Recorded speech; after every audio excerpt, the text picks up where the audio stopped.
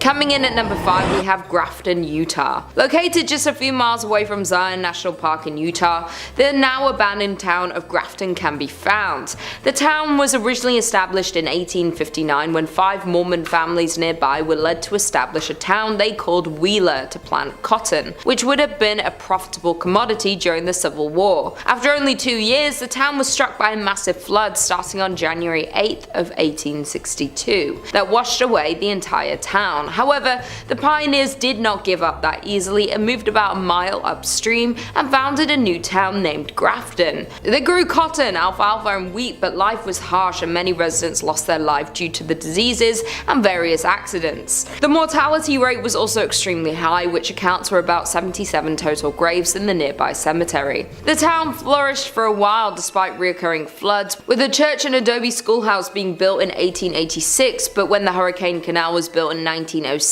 many families started to move to Rockville and Hurricane, and by 1920 only 3 families remained in the town, and in 1944 the town's last residents, Frank Russell and his wife Ellen, moved as well. And although the town is now well maintained by the non-profit volunteer organization of the Grafton Heritage Partnership Project, its dark past can still be felt when exploring the area. People have reported hearing ghostly footsteps over the creaky floors in the empty buildings, as well as the breath of ghostly souls on the back of their necks. The entire town gives visitors a feeling as if being watched, and the shadowy figures can sometimes be spotted in the windows. Another visitor of the ghost town visited the basement of the Russell home and claimed that they found a chair sitting in the middle of the basement with a mark on it as if someone had recently sat on it. They had been exploring for over an hour at this point and had not encountered another person on the way to town or the entire time they were there, but for some reason the print looked brand new, with not a single speck of dust on it. After filming for a few moments in the basement and recording into the silence, they felt a rush of air,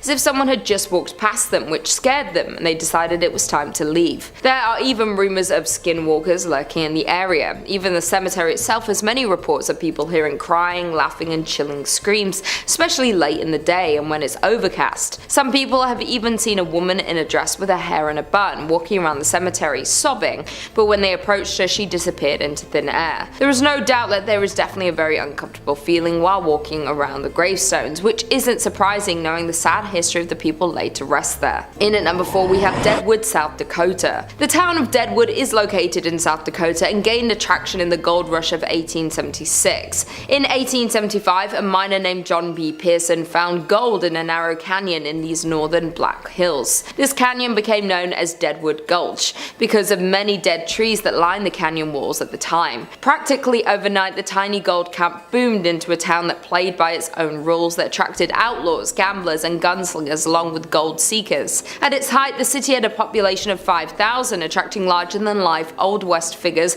back then. The business district comprised largely of saloons, dance halls, card parlors and bodacious bordellos. They were all hungry for gold and did whatever they had to in order to get some. The business did whatever they could to serve the gold diggers, and sometimes that led to a little bit of conflict. Because of this, the now ghost town still lives with stories of its dead residents haunting present-day hotels and saloons. In 1876, Deadwood survived a smallpox epidemic that nearly wiped out the whole town. There were so many infected that multiple tents were erected to quarantine the stricken.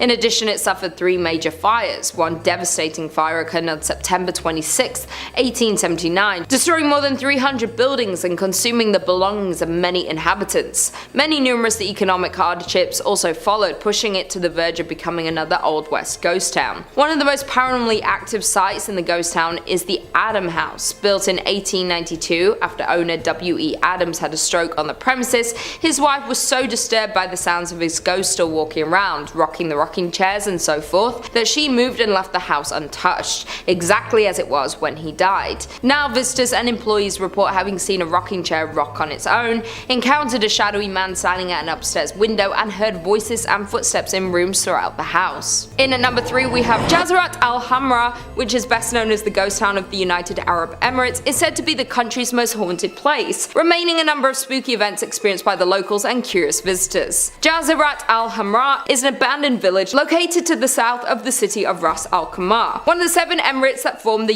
UAE. The coastal territory is the region's best example of a pre-oil village, displaying 3 distinct types of early and mid-20th century Gulf architecture. The town of Ras Al Khaimah is the crumbling remains of a once thriving fishing village. The name translates to Red Island for the red and bronze color of the sand on which the town was built. The former tidal island was predominantly home to the Zab tribe, who by 1831 developed the area into a renowned pearling trade center. It was home to over 4,000 inhabitants and dozens of fishing and trading ships, and with its good fortune came expansion that continued well into the start of the 20th century. But by 1968, Jazat Al Hamra became nothing more than an abandoned town. Due to a clash between the tribe and Sheikh Saka bin Mohammed of Ras Al Khaimah due to some unclear reasons, thus most of them migrated to Abu Dhabi. The village consisted of 334 buildings including 18 shops and 11 mosques, and is nearly unchanged since its people left in 1968. Jazat Al Hamra, now filled-in patch of land in the south of Ras Al Khaimah, remained abandoned and untouched. However, rumor has it that this extraordinary quiet and silent village is extremely haunted by the jinns. People even gossip that they can hear the strange noise and disembodied voices near the beach of this ghost village. Many visitors also assert that they felt uneasy, like danger was lurking, waiting for them when they pressed on further into the haunted village. Some of them even claim to have reported seeing unexplainable handprints on the ruined pillars and walls, and experienced many more paranormal things within this haunted ghost town. In at number 2 we have Pyramid in Norway. Some say that the Soviet town of Pyramid in Norway was abandoned overnight, and for a good reason. Located in Svalbard, an archipelago situated between Norway and the North Pole, Pyramiden can be reached by boat from about mid-May until the beginning of October, when waters bordering the town are free from sea ice. Established in the 17th century, the town was used as a base for whaling and walrus trapping. Though at the start of the 20th century the culture shifted to coal mining. At first Pyramiden was a sleepy place with hardly any residents at all, but after World War II the Soviets allocated more money to the town. They constructed dozens of new buildings, including a hospital, a recreation center called the Cultural Palace, and a large cafeteria. In the 1980s the town's population reached its peak of more than 1,000 people, but not long due to the wake of the Soviet Union's dissolution the town would be left completely abandoned. As when the Soviet Union fell apart, mining stopped in Pyramiden and the miners had to leave. On March 31st, 1998, the last coal was extracted from the mine and the approximately 300 workers who still lived there began shipping out. The residents never returned, and today the town still stands much as it was when the last men departed. And finally, in at number 1 we have Batow Village, New Jersey. There are around 28 known ghost towns in New Jersey, but this one has to be the most terrifying. Founded in 1766, the Batow Village was built primarily to accommodate once prosperous ironworks. At the time, the site possessed 3 valuable resources: water for mills, abundant wood for charcoal, and naturally occurring bog iron. During the Revolutionary War, Batow supplied the Continental Army with iron, while its remoteness protected it from British attack. In 1784, Batow was bought by William Richard, whose family owned and operated the ironworks for 92 years. Following the discovery of coal and ore in Pennsylvania, in the 1840s the iron industry began to dwindle in the Batow village. Nervous they were going to run out of business, the Richards family exploited another abundant local resource, sand, to make glass. But in 1874 a house fire spread and destroyed the glass making facilities, remaining furnaces, and 17 houses that were in the town. Due to the destruction of the glass facilities, the town of Batow and the Richards family fell into bankruptcy. The Richards and many of the villagers moved away after the accident, leaving the site silent. In 1876 the property, along with huge tracts of land around it, was purchased by industrialist and businessman Joseph Wharton, with the plan of reinventing the declining town into an agricultural, foresting, and cranberry farm. But after his death in 1909, the land was held by a trust until purchased by the state in 1954 to form the Wharton State Forest. The state's plan for the town was to restore its 50-room mansion, as well as to rebuild the dam that was located on the lake, though the efforts to reinvent Batow weren't enough to save it from its inevitable end. As when the state of New Jersey bought the village with a plan of improving it, the residents didn't see a future in the town, so they all left it, with roots that can be traced back to 1766 and the last remaining resident leaving in 1989. There are more than 40 structures still standing in the historic town, including a charcoal kiln, carriage houses, stables, ice and milk houses, a blacksmith, general store, gristmill, and a wheelwright shop, though they are all left untouched since the last residents left in 1989. In at number 5 we have St. Elmo, Colorado. St. Elmo, Colorado was a former gold mining camp in Chaffee Country. Today it is one of the best preserved ghost towns in Colorado,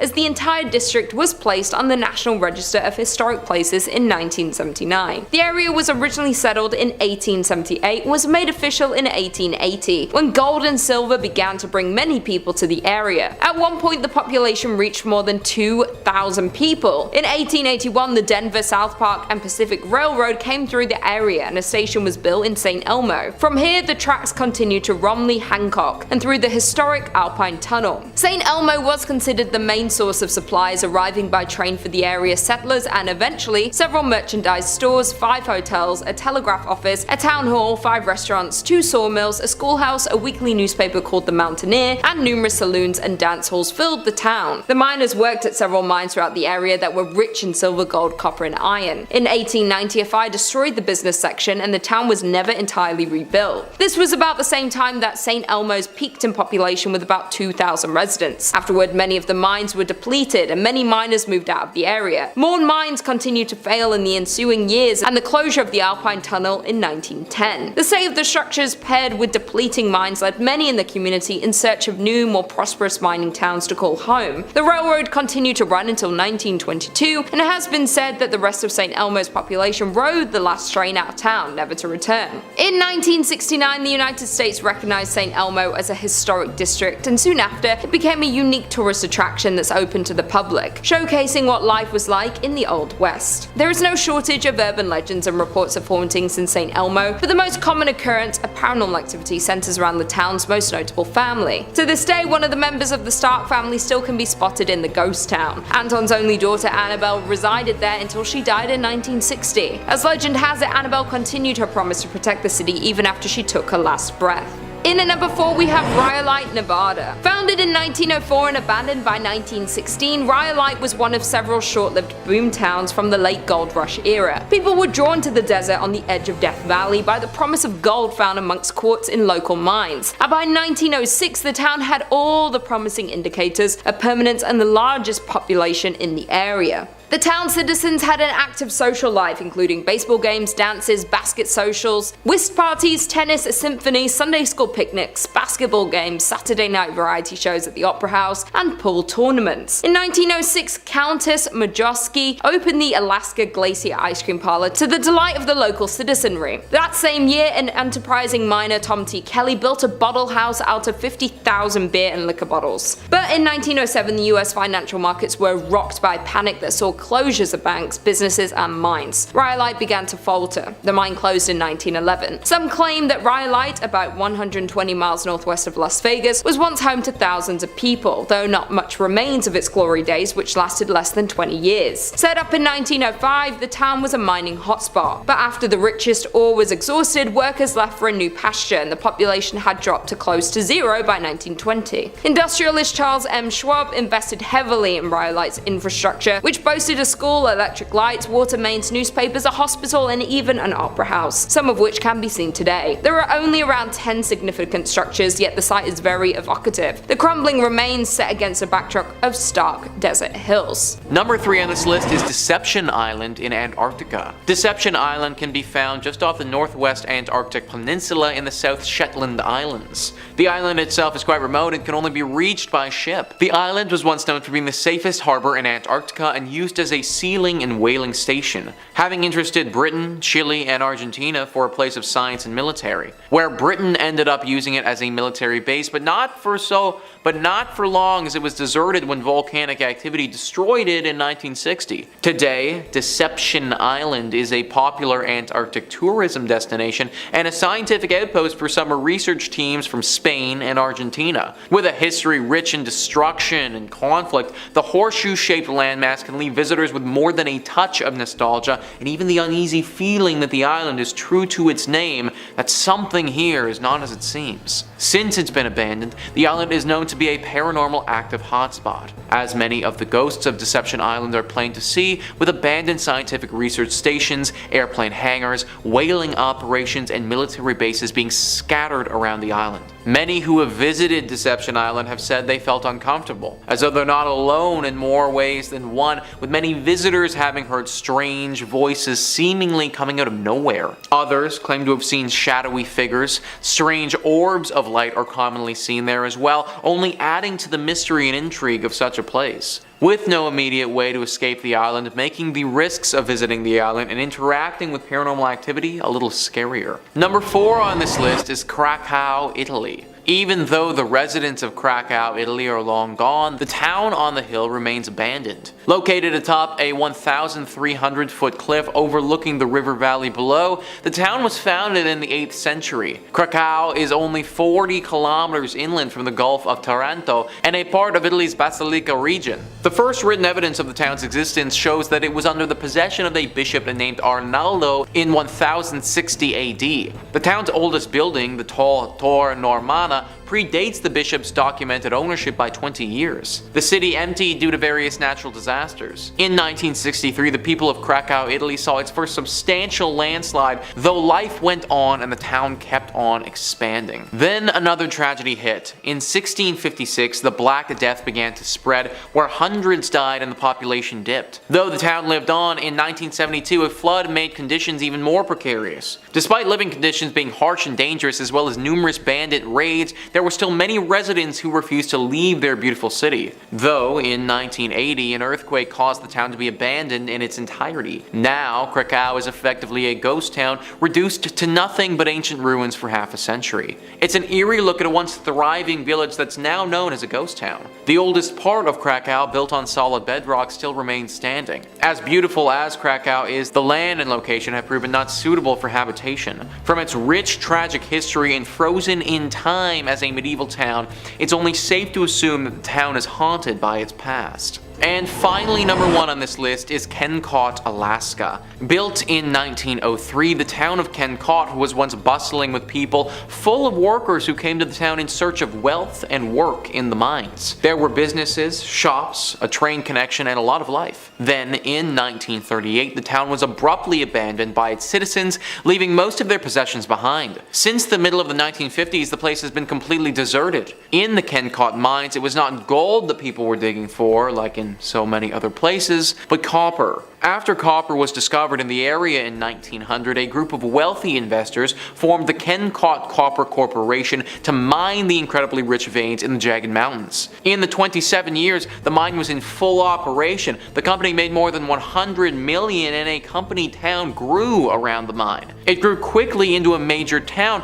with a school, a hospital, a saloon, and a brothel. But by 1938, the copper deposits were mostly gone, the mine was shut down, and the town was abandoned. The railroad discontinued service that same year. Over the years, visitors exploring the ghost town and Kott historical landmarks have claimed they've seen tombstones just off the old dirt path and in places where the old copper railroad used to be. Widespread and well-known stories of hauntings along the old railway track have been reported from the region. Back in the late 1990s, the state of Alaska was said to have begun developing a government housing tract out along the trail that once marked the old copper railroads. But during construction, workers so regularly recounted phantom visions and disembodied voices of both children and adults along the old copper railroad that keeping work up became impossible. Eventually, things got even worse, with construction workers having seen the tombstones and heard the wails of the past miners. In addition, the workers started losing their tools right out of their tool belts and boxes. It was enough to frighten off even the boldest and bravest public workers that the whole project had to be cancelled. In at number 5, we have Batow Village in New Jersey. Located in New Jersey, Batow Village is a historic community centered around the Batow Iron Works. process. The site was ideal for ironwork because there was water for mills, abundant wood for charcoal, and naturally occurring bog iron. The well-preserved and lovingly restored village dates back to 1766. As the operation of ironwork grew, so did the village. There were mills, cottages, and over 3 dozen structures and buildings still remain, many from the early 1800s. But by mid-1800s, iron production declined due to the discovery of coal ore. As the need for iron declined, then glassmaking was pursued by the town, but at that point the population already started to dwindle. When Joseph Wharton purchased the property, he primarily focused on forestry and agricultural endeavors. After Joseph Wharton passed in 1909, the property was managed by a trust. The state of New Jersey began buying the land in the 1950s. The last resident to leave the town left in 1936, but not before strange disappearances occurred. According to local legend and a bunch of conspiracy theorists, Ong's Hat offers a portal to a different dimension. In the 1970s, a few professors from Princeton fled there after being mocked by their quantum physics theories. This is when they claimed to have discovered interdimensional travel. According to other local legends, the devil is the 13th born son of the Leeds, the first inhabitants of New Jersey. Mother Leeds gave birth to a healthy baby, who within minutes transformed into this beast. This old ghost town is said to be a hotspot for the Jersey Devil activity, and in the last 50 years there have been numerous reports and encounters with the beast in this area. Some of these encounters include strange tracks along with hearing screams just outside of the village. One sighting of the Jersey Devil comes from a group that saw the creatures crossing the street in front of them. When visiting the village, some say you can feel his presence as if he's walking right behind you. In at number 4 we have Bodie, California. Located up in the Bodie Hills in Mono County, California, near Yosemite, in 1859 4 miners found a good place to look for gold in the hills near the California-Nevada border. Bodie died in a blizzard not long after, but a small mining town sprung up at their camp. The town was home to 10,000 people. Bodie was a mining camp in 1859 where people had seen gold in its hills. Eventually it turned into a well-populated town, though like most mining towns it saw its peaks, its losses, and then its decline. Fast forward to 1962 and the town would be fully abandoned. Although it already showed signs of decline with dwindling numbers at the start of the 20th century, a series of fires forced the last remaining residents to flee the town, leaving it almost exactly as it was in the early 1900s. With the dinner tables still set, shops are still stocked with supplies, and restaurants are still poised to serve long-forgotten meals. Today the 110 silent buildings sit spaced out for traffic and people that aren't there. Buildings such as a barbershop, a church, a mill, a morgue, and a leaning hotel are held up by a beam and have been left untouched for 100 years. Though it has been left abandoned for years, some of the buildings are in a crumbling state of decay, while others stand strong, full of their original items but long devoid of their owners. There were also 60 saloons and thus a fair amount of danger. People were robbed and crimes occurred quite often, though the curse of Bodie has nothing to do with the fires or the shootings. It started because people started taking artifacts from abandoned buildings. They take weather-worn shoes or pieces of glass from shattered windows. Somebody once ran off with a piano. Those items may seem like they have no value, but all objects carry equal significance in telling the story of Bodie. Thus the curse of Bodie emerged: if you take something from Bodie, bad luck will come around to get you. Because of the rumor spreading of a curse, people who stole items would send them back, often including heartfelt apology letters, explaining that they didn't expect their fish to pass or their romantic life to fail from stealing from Bodie. In at number 3 we have Kott, Alaska. A once flourishing town with businesses, shops, a train, and a lively community is now left as a ghost town.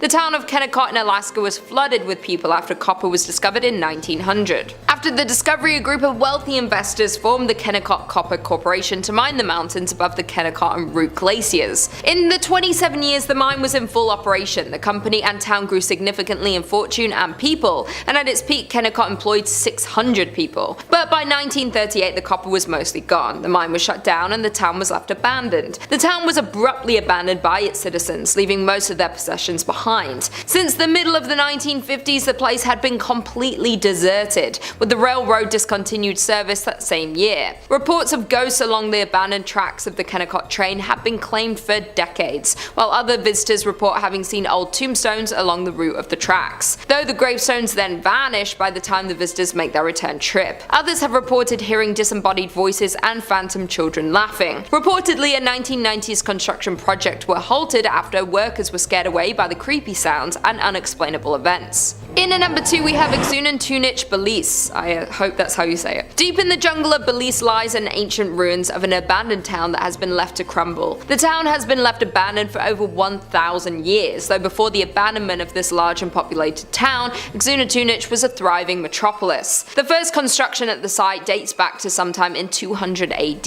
with the growth of the town continuing until its final days of functioning as a city. The town grew to consist of many temples and palaces, including its largest and most recognizable, known as El Castillo. Aun Tunich has lied abandoned since around 1000 AD. It is thought that due to consistent devastating events such as an earthquake and other natural disasters, caused a sudden evacuation of the large Mayan city around 700 AD. The disaster caused extensive damage to the main pyramid of Aun Tunich. Although the city was reoccupied sometime after, it only remained active for another 300 years before it was left completely unoccupied. After abandonment, the site remained empty, eventually being encapsulated by the surrounding jungle and nature, until it was rediscovered by explorers in the early 1890s. The name Aun Tunich comes from the ghost stories that have haunted the ghost town for years. The ghost story of Aun Tunich is rumored to start in 1893, after the first sighting of the ghost happened. The first ghost sighting goes as one morning a man who was part of a research team working on the site saw what he described as a Mayan maiden ascending the staircase of the Aun Tunich's main pyramid. This vision caught him by surprise, so he continued to watch as the woman walked further up the stairs. Suddenly she stopped and turned to look at the man, where he was able to get a glimpse of her glowing red eyes that pierced his soul. She then turned to continue her climb to the top of the pyramid, where she would disappear amongst its stone columns. The shocked man quickly assembled a team to search for this woman, yet no trace of her was ever found. Since this sighting, countless more visitors have reported to also spot the ghostly maiden who haunts Aun Tunich.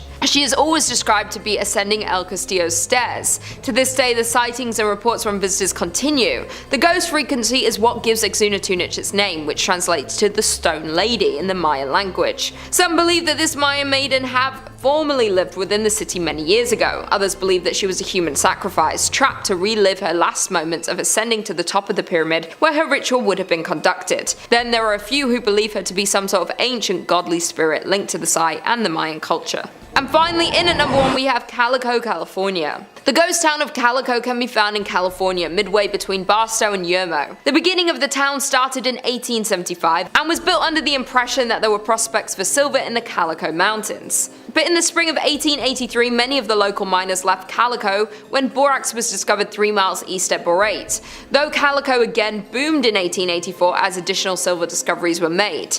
Gaining a population of some 2,500, the town supported 24 saloons and gambling dives that never closed, as well as more establishments such as the church, public school, dance school, and a literary society, along with dozens of retail businesses. By the late 1800s, Calico was bustling with prospectors searching for their fortunes, and the Calico mining district became one of the richest in the state. Calico's final decline began when the price of silver fell in the 1890s, but the Borate production kept it alive, even through the panic of 1906. They tried to hold on, and borax for a time substituted for the shiny metal that had been Calico's fortune. Calico kept churning out valuable minerals until it finally exhausted its supply in the 1920s. Calico was soon abandoned and left to gradually decay in the desert sun until little remained, but in 1951 it was purchased by the Walter Knott, an ex-miner, and rebuilt as a modern ghost town. He restored the town to mostly how it was, in certain cases rebuilding some of the old structures as they were back in the 1880s. Considered one of the top haunted locations in California, Calico has its fair share of ghost stories,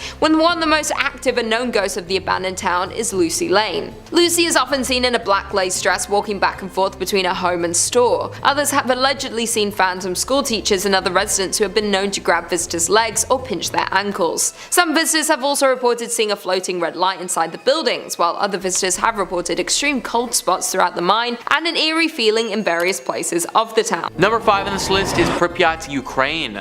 Once a growing and bustling Ukrainian city, Pripyat is now a shell of its former self and likely haunted. Located in northern Ukraine and about 90 kilometers from the capital of Kiev, the town used to have a community of 50,000 people. But in 1986, the Chernobyl power plant had a horrible disaster, and the nuclear fallout that ensued was catastrophic. The plant had 4 nuclear reactors, and on April 26, 1986, reactor number 4 blew up during a test. The Soviets were initially reluctant to make the disaster public, but had no choice when nuclear reactors 1,000 miles away in eastern Sweden began recording radiation levels 10 times higher than normal. Fire from the explosion had sent plumes of highly radioactive fallout across the USSR and Europe. Being just 2 kilometers away from the Chernobyl nuclear power plant, Pripyat and its residents was dangerously close to the nuclear fallout. The human body isn't made to withstand that level of radiation, and all areas near the blast had to be evacuated immediately. The town of Pripyat and all of its tens of thousands of residents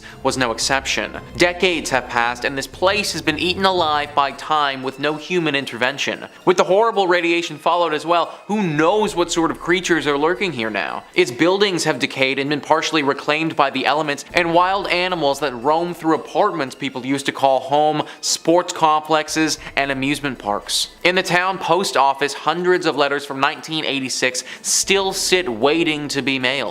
While radiation levels in Pripyat have dropped enough in recent years to allow former residents to make brief visits, scientists estimate that it could take several centuries before the town is once again safe for habitation. Number 4 on this list is Hashima Japan. Being 480 meters in length and 160 meters wide, this small island holds a lot of history and ghost stories. Just 15 kilometers from Nagasaki and in front of the Japanese coastline. In the late 1950s, the island had a population of over 5,200 people. The people that resided in the Hashima Island were mostly coal miners and their families. Since the island is so small, at its peak in population, it was once the most densely populated place on the planet, 9 times the population density of Tokyo. Now the island is left completely abandoned and is effectively crumbling to pieces. The coal mining facility was previously called Battleship Island because its buildings and seawall make it resemble a warship. As for the island's fate, it was abandoned in the 1970s when petroleum fuels made coal obsolete. But abandoned does not mean empty, because the ghosts of the past have taken over the island and its buildings. The buildings were built by Korean and Chinese prisoners who were forced to work here from 1930 to just after World War II. The conditions of these forced laborers were hard,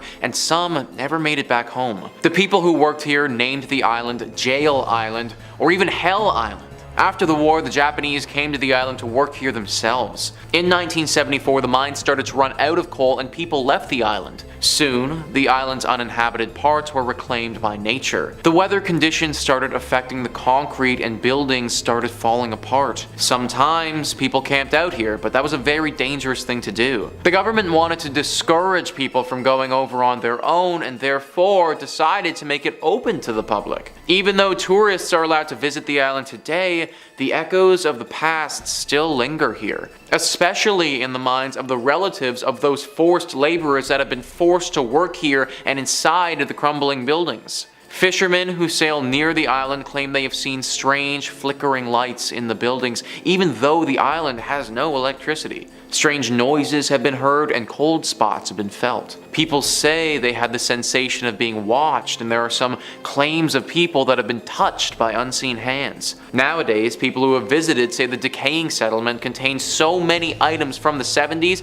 that it almost looks as if people still live there. Day trippers beware, though, as exploring Hashima takes organization and many of the building structures are dangerously unstable. In at number 3 we have Telinga in Texas. The town of Tlinua, Texas was once a bustling mining town full of life, wealth and promise. Today it's a ghost town with abandoned mine shafts, a general store, an old jail, a church and multiple ghost houses. Tlinua became of interest to local miners in the late 1800s when they discovered cinnabar, a red mercury sulfide. A man by the name of Jack Dawson discovered that mercury could be extracted from the cinnabar, and by 1900 there were 4 mining companies in the area with a population of over 2,000 people. The Chisos Mining Company owned the entire town of Tlinua. Now, at one point they built a general store, a post office, a hotel, a school, a theater, and even a telephone service. Though conditions in the mine were tough, with the 7-day work week being the standard, working long days in the desert heat led many miners to lose their lives in the mines. To make matters worse, the Chizo's mining company even paid their workers in coupons, which could only be spent at the company-owned store. The decline started once the mines dried up. Companies left and the people left with them. One of the scariest parts of the town is the church, which sits on the hill above the ghost town. One quote says, "As we approached the church, the door opened all by itself. Inside the church, visitors report an eerie feeling when entering the church. Moreover, several others report experiencing blackouts, blurred vision, and even hallucinations while exploring the abandoned town." Researchers theorize that this is due to low-frequency sound waves in the area that are able to alter people's perceptions of the things around them, and as well as disorient them. In at number 2, we have Llo Colorado. Located about 12 miles north of Trinidad, Llo Colorado is a ghost town known for an infamous event in 1914. A former mining camp, it was the location of the Llo Massacre. Beginning in 1910, the resident coal miners grew unhappy over their dangerous working conditions and began to debate a strike. By 1913, a strike had begun, much to the dismay of owner John B. Rockefeller. On April 20th, 1914, there was a massacre in Llo, where the Colorado National Guard and Colorado Fuel and Iron Company guards attacked miners, burning their tents to the ground. Known as the Llo Massacre, 25 people lost their lives. The massacre was the height of the Colorado Coalfield War, which began a year earlier in 1913. Two coal mining counties, Las Animas and Huerfano, were the centers of the conflict. The United Mine Workers of America led the strike against the Colorado Fuel and Iron, owned by Rockefeller. They were upset over the horrible working conditions. Both parties led attacks back and forth over the years. Today, the old company town of Llo still stands as a ghost town, and the site of the tent city is also kept reserved, now under the care of the United Mine Workers of America. A monument to the deceased was also built by the Union at the site. In addition, the cellar where so many innocents perished is still in place. The doorway can still be seen and the dark depths of the pit can still be viewed. Though this isn't recommended, as many people who visit the abandoned ghost town report a strange feeling when looking through the doorway, and even worse, possible whispers around them with an unexplainable source. And finally, in at number 1, we have Helltown, Ohio. The abandoned town known as Helltown can be found in the Cuyahoga Valley in Ohio. There sits an eerie, deserted town known by locals to be haunted. No people live in the area anymore, though there are still remnants of the lives of former residents left behind. The whole town is surrounded by hazardous roads that seemingly lead to nowhere. Locals believe this was done to confuse any wandering explorers. But the Helltown Church seems to have inspired the town's ominous name. The tiny white church is in the center of Helltown and is central to all local theories. Some say the church was a place of worship for practicing Satanists who still lurk around the closed-off roads, hoping to recruit unwelcome visitors. Others believe the town was evacuated after a chemical spill that resulted in bizarre mutations of the residents and animal population. The legend of the Peninsula Python stems from this theory. There even sits an abandoned school bus in the town with legends of its own. The story goes that the bus was carrying a group of high school students who were going to one of the ski resorts near Boston when an elderly woman flagged down the bus. She was in a panicked state and explained that there was a young boy in her house who was seriously hurt. The bus driver, in an attempt to help, turned down her driveway and drove into the woods, hoping to help the boy. When the bus approached the house, Satan worshippers swarmed it and sacrificed all those on board. The bus sat back there for over 30 years, standing as a warning to all who decide to venture into Helltown. A local paranormal investigator set out to research the abandoned town, and to his surprise, what he discovered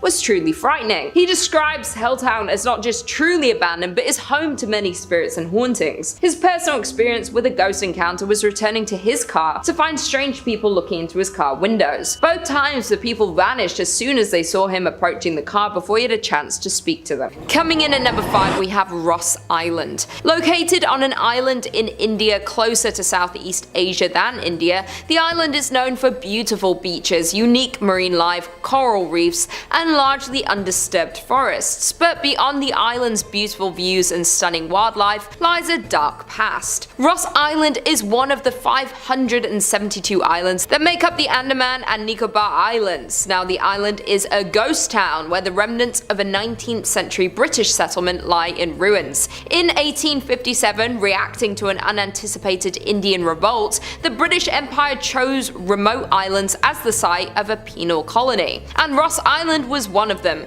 The British first arrived in 1858 with 200 Indian convicts. The deadly task of clearing the thick jungle fell upon the inmates, while the officers stayed on the ships. Moreover, the development development and town built at Ross Island began in 1858 and the prisoners were forced to build its buildings. The island was transformed to resemble a British town, with houses, offices, clubhouses, bakeries, stores, churches and everything else that the British would not miss when they were away from home. The British ruled Ross Island for more than 80 years up until nature was against the development. In 1941, a gigantic earthquake affected the island and left the town on the island completely ruined. The British thought rebuilding the town would not be worth it and overnight left the island in complete ruins. Abandoned in the 1940s, the island is now being reclaimed by nature. Homes, a massive church, ballrooms and even a graveyard all are in varying stages of decomposition, being taken over by an unyielding forest. In at number 4 we have Telinga, Texas. Near the Mexican border, you'll find the town of Telinga, Texas. In the 1800s, it was discovered that the area in which Telinga was built was plentiful in cinnabar, a red mercury sulfide,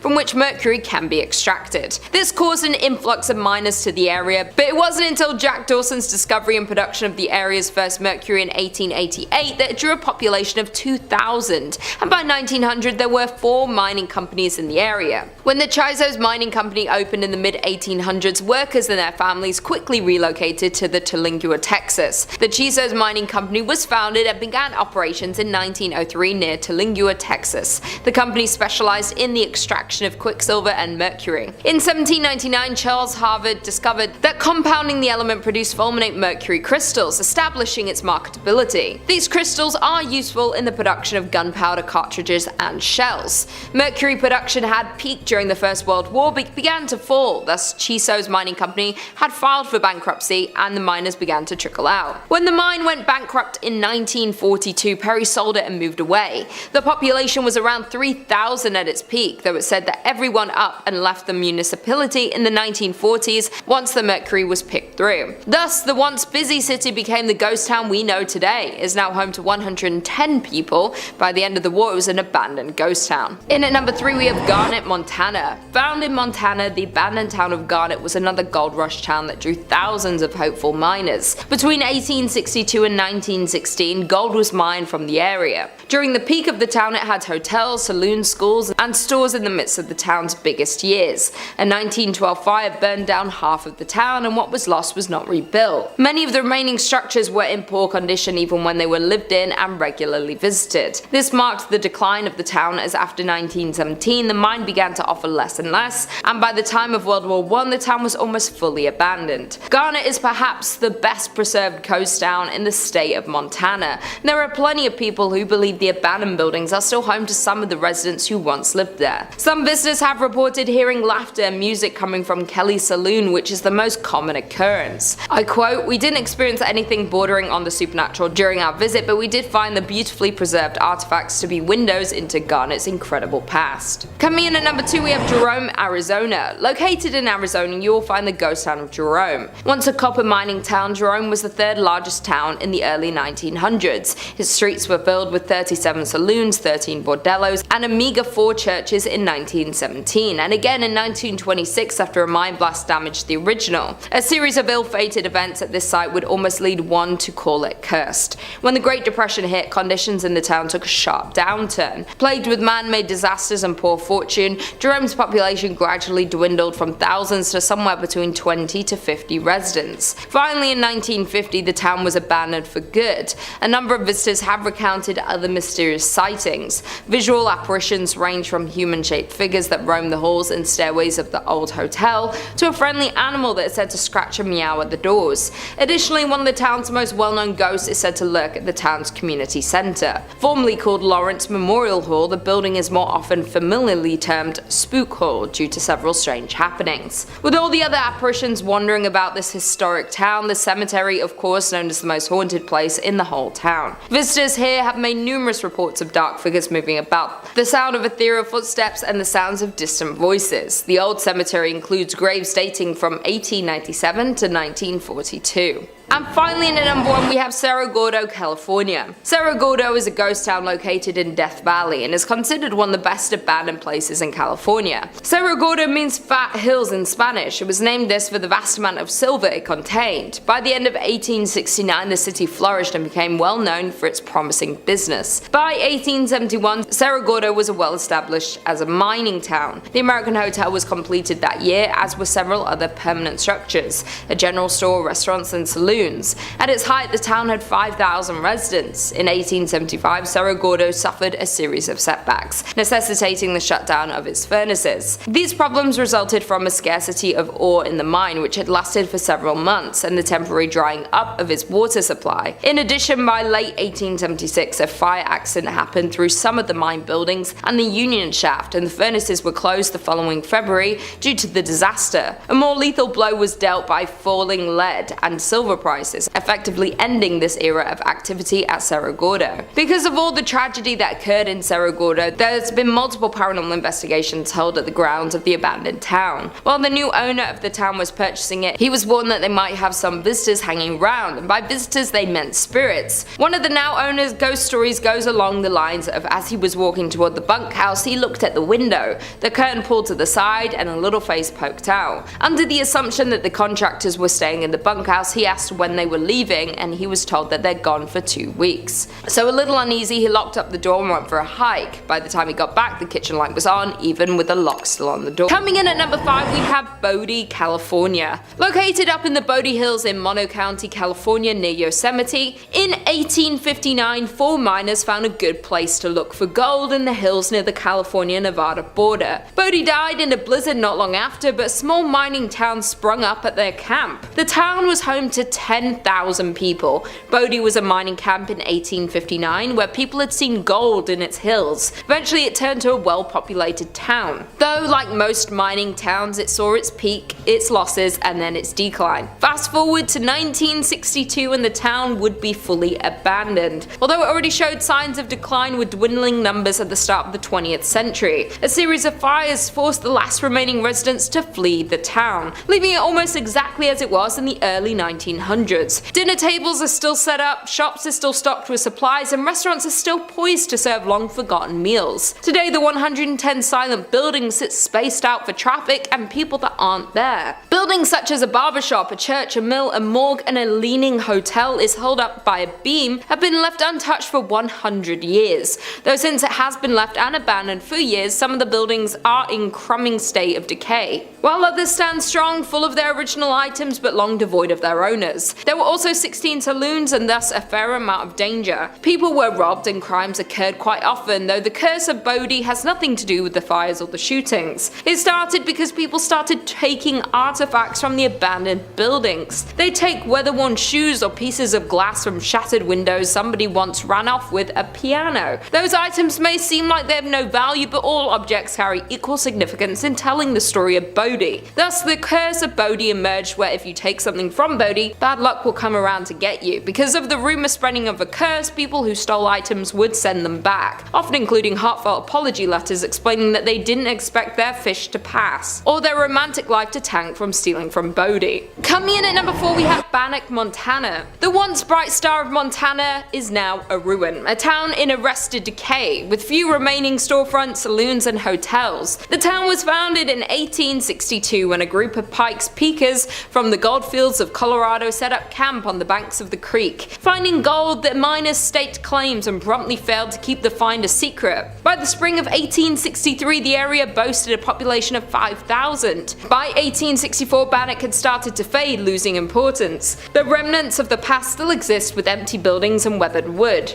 Today over 60 structures remain standing, most of which can be explored. The town is known as a site for paranormal activity. It is known that ghosts of the abandoned town walk the streets of Bannock. The most common ghost story though is the story of Dorothy Dunn. In August 1916, Dorothy Dunn, her cousin Fern, and a friend waded into a dredge pond and stepped into deep water, but none of the 3 knew how to swim. Luckily, a passerby was able to save both Fern and the friend, but Dorothy was not as lucky. Today, the site of the tragic drowning is referred to as Dorothy's Hole. Sometime after the accident, Bertie saw a ghost of her friend upstairs in the hotel of the town. She recognized Dorothy by her long blue dress. Although Bertie rarely discussed the sightings, other visitors began to report seeing the spirit of a young girl in a long blue dress in the window of the hotel. Others have reported cold spots, and some have reported trying to speak to the girl in a long blue dress. Bannock was filled with adult workers, crimies, murders, and of course the notorious sheriff and outlaw Henry Plummer, whose vast gang terrorized and robbed southwest Montana for years. Henry Plummer was handsome, well-dressed and charismatic. He was also able to gain the trust of the area miners and was soon elected sheriff of the community. However, little did the citizens of Bannock know, but their new sheriff led a secret band of road agents called the Innocents, who began to terrorize the travelers between Bannock and Virginia City, robbing and ending more than 100 men over the next several months. Once caught for his terrible actions, Henry Plummer met his fatal end at the hands of the town's citizens. Today, many say that the ghost of Henry Plummer haunts this old settlement. Perhaps he wants to avenge his name. In at number 3, we have Nevada City in Montana. Miners settled in Nevada City in 1963, along with establishing their homes and businesses in this new town. Located in southwestern Montana, the town is 1.5 miles from Virginia City. The town was thriving up until 1876, when the gold miners moved to other promising sites. In 1896, the Connery Placer Mining Company destroyed most of the city's buildings. The company dredged the gulch and later abandoned it, leaving heavy wooden barges. This abandoned town being haunted is old news, as the Nevada City Hotel is reported to be frequented by the apparition of a road agent who lost their life nearby, according to online sources. Visitors have also reported hearing footsteps in the hallways and seeing shadowy figures standing behind their reflections in mirrors. Additionally, the spirit of an older cowboy figure who never speaks but lurks in the hotel rooms and even sits at the bar in the Virginia City. Back when the hotel operated, guests also complained of a weeping woman, always in the same room, only to be told there was no guest in the room in question. In at number 2, we have Kusta, Idaho. The mining town of Kusta was born in 1879 by gold miners looking for their next gold hotspot. Prospectors discovered gold in what would become known as the Yankee Fork area of central Idaho in 1867. The area was worked on a small scale for more than a decade before the discovery of General Kusta Mine. The General Kusta Mining Company closed in 1888 and the district experienced a sharp decline. In 1899, the town of Kusta has 5 saloons, 3 stores, a hotel and 3 boarding houses, but the town never established even one church. By 1910, most of the mines in the area were closed and the Yankee Forks boom years came to an end. The combined population of Kusta and the nearby Bonanza was just 66 people. The Silver Messenger reports just 2 families remaining in Kusta in 1911 and then being fully abandoned the year following. Today it has been purchased by the US Forestry Service and, in conjunction with the Friends of Kusta Society, is slowly being made into a historic site. Some original buildings have already been renovated, some are in process, and many others are slated to be restored. Several buildings lost in a 1960s grass fire are due to be replaced with replicas. The forgotten town is a landmark for many people such as tourists and especially paranormal investigators. In the old schoolhouse is a museum containing items left behind and showcases the town's unique history. Although interesting, you can't help but get an eerie feeling thinking about the people who once owned these items, as walking into one of these structures is like walking back in time. To think this town was once active with human energy and miners working every single day. And finally, in at number 1, we have South Pass City, Wyoming. Only about 10 miles north of the Oregon Trail is the shell of a town that used to be a busy gold mining camp. Established in a small valley along the banks of Willow Creek, the town was born in 1867. The town was built there because gold was discovered in the Wind River Mountains. By 1868, South Pass City boasted over 250 buildings, 1,000 people, and hundreds of claims. The town was extremely busy as its half-a-mile-long main street boasted numerous hotels, restaurants, general stores, 2 newspapers, doctors, a bowling alley, and dozens of saloons. The mining district continued to grow to as many as 3,000 residents. Miners looking for investors and newspapers promoting further settlement in the area exaggerated the region's amount of gold. But for South Pass City, its great success wouldn't last, and just 2 years after its establishment would begin to show its first signs of declining. Hitting a fall in early 1869, the town resurged briefly after outsider capital capital was poured into the area, but would fall again as expenses and hardships to recover the gold proved too costly for most miners. By 1872, the town was only occupied by only a few hundred people. In the end, South Pass would become a permanent ghost town. By 1949, the last of the pioneer families had moved on from South Pass City, and the buildings had fallen into disrepair. The grounds of the old town are known to be haunted, and Highway 287 that follows the route of the Oregon Trail over South Pass, which is the reason South Pass City ever existed, has had its fair share of ghost sightings. According to a local ghost story, a woman was driving home from a long day in Denver. Her friend had fallen asleep in the passenger seat. After passing through Jeffrey City, the driver spotted a dark, hunched figure walking toward the road in the sagebush.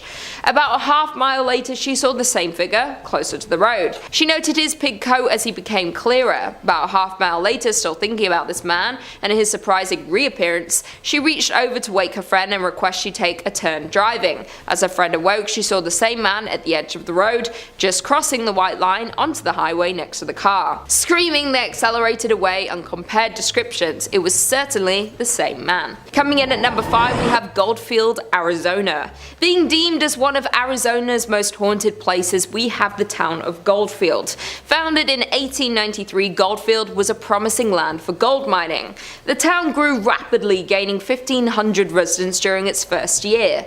The space was quick to build businesses including stores, a blacksmith, a butcher, a brewery, and 3 saloons. Though the town of Goldfield met its fall just as quickly as it was built up. After 5 short years, the gold ran out and people began to dwindle, eventually leaving it fully abandoned, securing its ghost town status. Being classified as a ghost town doesn't necessarily mean a place is haunted by ghosts, but this is not the case for the Goldfield ghost town. There's plenty of documentation and investigations that point to Goldfield being a paranormal active ground. It is known that a mysterious figure lurks within the shadows of the Goldfield ghost town, Bordello. It is unclear who this spirit would have been in life, yet it is commonly believed he was once a miner who lived in the town. Unexplainable knocks and bangs are heard in the building, and some unfortunate visitors have been scratched. This activity is attributed to a dark character who's usually seen wearing a cowboy hat. Just on the horizon of the Goldfield ghost town sits a landscape made ominous by its name and the legend surrounding it. The Superstition Mountains are cloaked in mystery and at the center of many fables, making them notorious among the paranormal community. The Superstition Mountains carry many secrets, the most famous being the location of a supposed deposit of gold and riches in the Lost Dutchman's gold mine. A curse has kept this treasure safe since the days of Goldfield's mining boom. Many have set out to locate these riches, and many have returned empty-handed or found only death. Countless adventurers have perished in the Arizona heat pursuing this chase. Their ghosts are said to now haunt the mountainside. Other secrets of the mountain have people believing that the hill is a place where evil spirits hid and told stories of a devil that lived behind the mountain. There's also a rumored apparition of a hugely tall skeleton named the Borrego Phantom, which appears to those exploring the mountain after dark. Another layer of creepiness is added to the mountain by the local legend that reptile-looking people surface there after dark. All of these creepy mysteries are summed up pretty nicely in the Superstition Mountain's name. In at number 4, we have Glen Rio, New Mexico. Found on the state border of Texas and New Mexico lies the town of Glen Rio. Founded in 1901, it was a town where wheat and cattle farmers settled and grew a community. Being divided between 2 states made for some unusual customs in Glen Rio. The mail would arrive at a train depot on the Texas side, but would have to be transported to the post office on the New Mexico side. The Texas side was part of a dry county, so all the bars were on the New Mexico side. Because the gasoline tax was higher in New Mexico, all the service stations were on the Texas side. By 1920, Glen Rio had a hotel, a hardware store, and a land office, as well as several grocery stores, service stations, and cafes. Though Glen Rio's permanent population never rose above 30 people, the town survived with its tourist-based businesses catering to the many travelers along Route 66. By 1985, only 2 residents remained in the small town, and the Texas post office was the only business open. It too has long since closed. Other buildings have overgrown sites, missing windows, or debris surrounding them. The detritus of 4 decades when Glen Rio welcomed tens of thousands, fed and entertained them, and sent them on their way towards Chicago or California. In at number 3, we have Thurmond, West Virginia. The historic town of Thurmond, located in the heart of New River Gorge, was established by Captain William D. Thurmond in the 1980s. Captain Thurmond passed in 1910, but the town continued its growth. During its height in the 1920s, the town was flourishing with a number of businesses and facilities in the railway industry. Thurmond had 2 banks, 2 hotels, stores, a cinema, and offices, yet after a series of setbacks, Thurmond soon went from boom to bust. A number of factors played a role in the town's slow decline. The first problem was the increased rail competition and the emergence of cars. Then in 1930, a fire that led to the closure of the biggest hotel in the town, the Dunglen Hotel, only furthered the decline. The final fate of the town was the Great Depression, and by 1950 Thurmond was a ghost town. Thurmond saw a small revival during World War II when coal was in high demand, but it was not enough. Afterward, the coal fields began to play out. Today, Thurmond stands at just 5-person population, which is why it is nearly vacant ghost town, as the remaining residents either move on or pass away. The house and the land it sits on became the property of the National Park Service. Walking around Thurmond today is a sad reminder of the countless other boom towns which once thrived with human activity, but today are silent and forgotten. Many buildings have long since disappeared, either torn down or, as in the case of the well-loved hotel, burnt to the ground in suspicious circumstances. Many of the family homes lie in increasingly decaying condition, while some have disappeared altogether, leaving only behind a white picket fence and wildflowers which still blossom untended each year. The eerie atmosphere of Thurmond led many visitors to believe that this almost abandoned town is haunted. In at number 2 we have Cahaba Ghost Town. Alabama is home to many small towns. While some of these towns have very few residents, others are true ghost town because they've been completely abandoned. It's no secret that small abandoned towns give off an eerie vibe. As a matter of fact, one Alabama ghost town in particular that fits the bill is Old Cahaba. The small town of Old Cahaba is located in Dallas County. From 1820 to 1826, this small town served as Alabama's first state capital. Before the Civil War, Cahaba was a busy trade city located at the junction of the Alabama and Cahaba rivers. Over the years, floods and decay have affected this historical town. Thus, by 1900, the town was completely abandoned. Today, Old Cahaba is Alabama's most famous ghost town. Many buildings still stand, like the church, schoolhouse, and some houses. However, they have been left untouched for decades. You can still walk the streets of Cahaba and see the ruins and abandoned buildings, but make sure to keep your eyes peeled for the ghostly orbs that have been reported to appear in the garden maze at the home of C.C. Peggs. Additionally, many locals share similar ghost stories from the ghost town. While it's known that Cahaba is filled with paranormal activity, one groundskeeper that works at the New Cahaba Cemetery has reported hearing voices as they worked. While tourist groups claim to have recordings of unusual sounds, and others say they've captured unexplained lights or shadows in photographs. Another site that's reportedly haunted is the Barker House. This mansion was built in 1860 by Stephen Barker and contained slave quarters behind the house. After people started leaving the town in 1870s, the house was bought by Samuel McGurdy Kirkpatrick. It burned in 1935 and was rebuilt, but today it's in pretty bad condition. The only people usually left inside are paranormal investigators. Reports from said investigators include seeing a ball rolling across the floor on its own,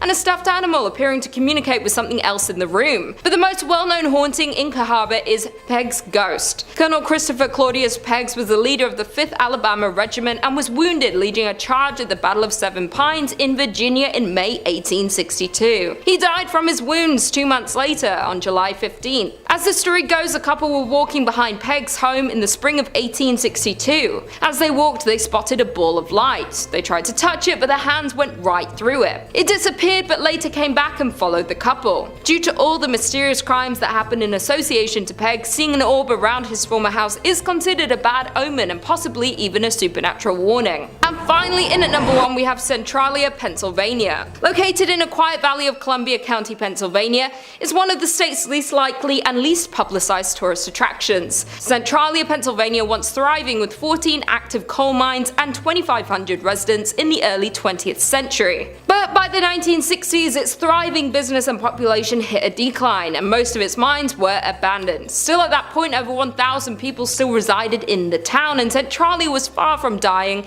until a coal mine fire began below. In 1962, a fire started in a landfill and spread to the never-ending coal tunnels that miners dug thousands of feet below the surface. And despite repeated attempts to extinguish the flames, the fire still burns to this day. 20 years after the fire started, however, Centralia, Pennsylvania began to feel the effects of its underground fire. as residents started passing out in their homes from carbon monoxide poisoning. The trees began to die and the ground turned to ash. Roads and sidewalks began to buckle. But some residents didn't want to leave despite the health risks, and for the next 10 years legal battles and personal arguments between neighbors became the norm. The local newspaper even published a weekly list of who was leaving. Finally, Pennsylvania invoked eminent domain in 1993, by which point only 63 residents remained. Officially, they became squatters in houses they had owned for decades. In 2013, the remaining residents, which were fewer than 10, won a settlement against the state. Each was awarded $349,500 and ownership of their properties until they die, at which point Pennsylvania will seize the land and finally demolish what structures remain.